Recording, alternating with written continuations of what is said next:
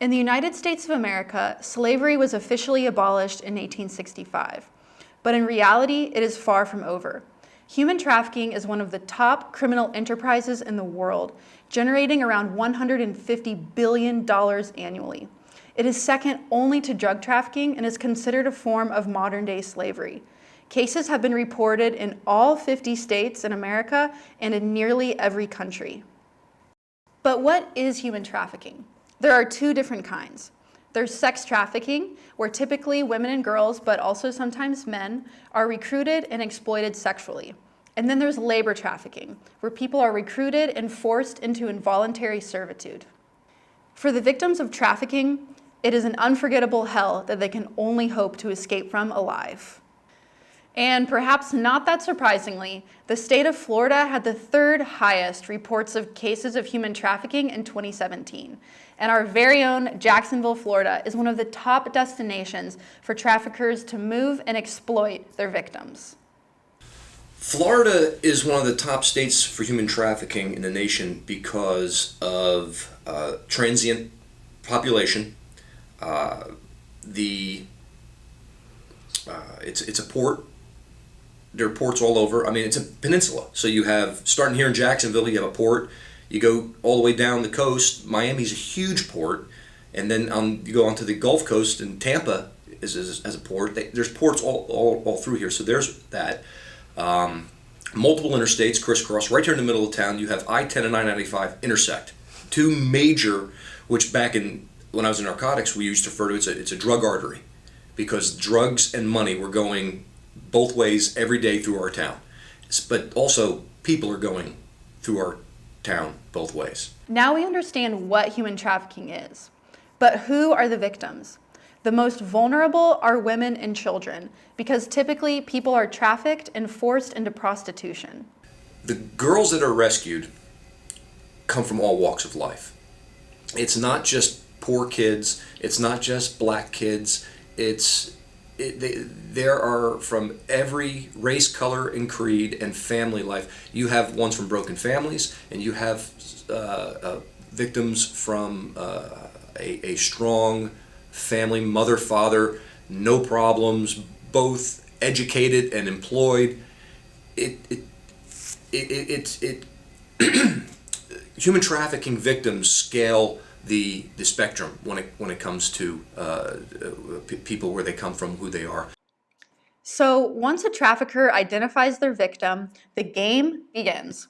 When that game is prostitution, the trafficker is known as a pimp or a John, and there are typically two different kinds of pimps.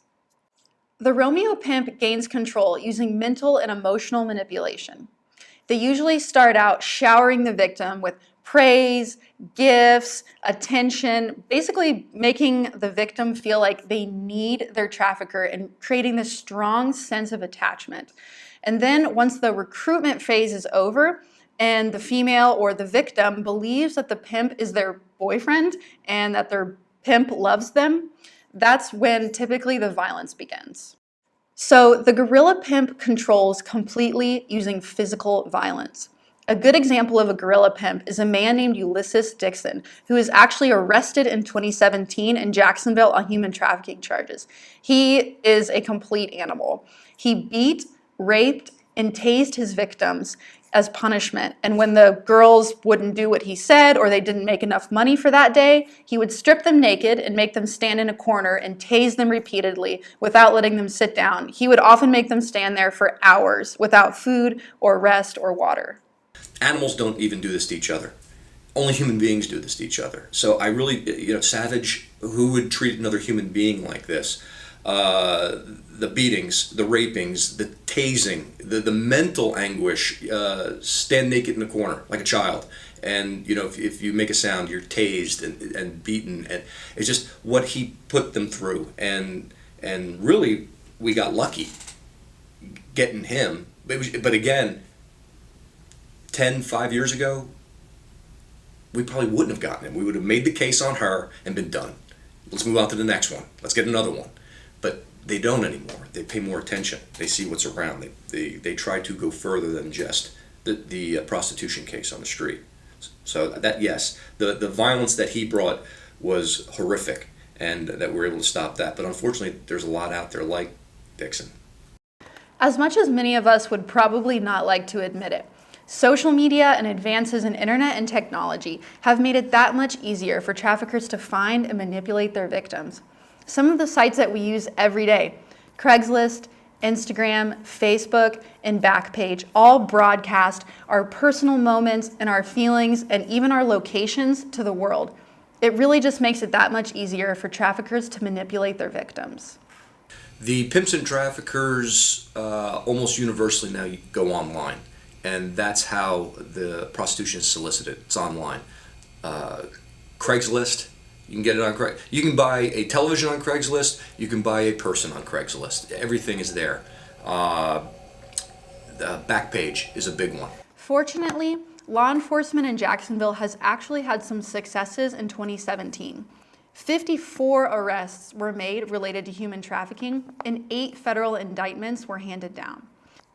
But the main shift that has been occurring over the last decade has occurred within the mindset of law enforcement, the people on the ground every day interacting with both pimps and victims. In the 90s, early 90s, as a police officer, mid-90s, I know I came in contact with people who were human trafficking victims.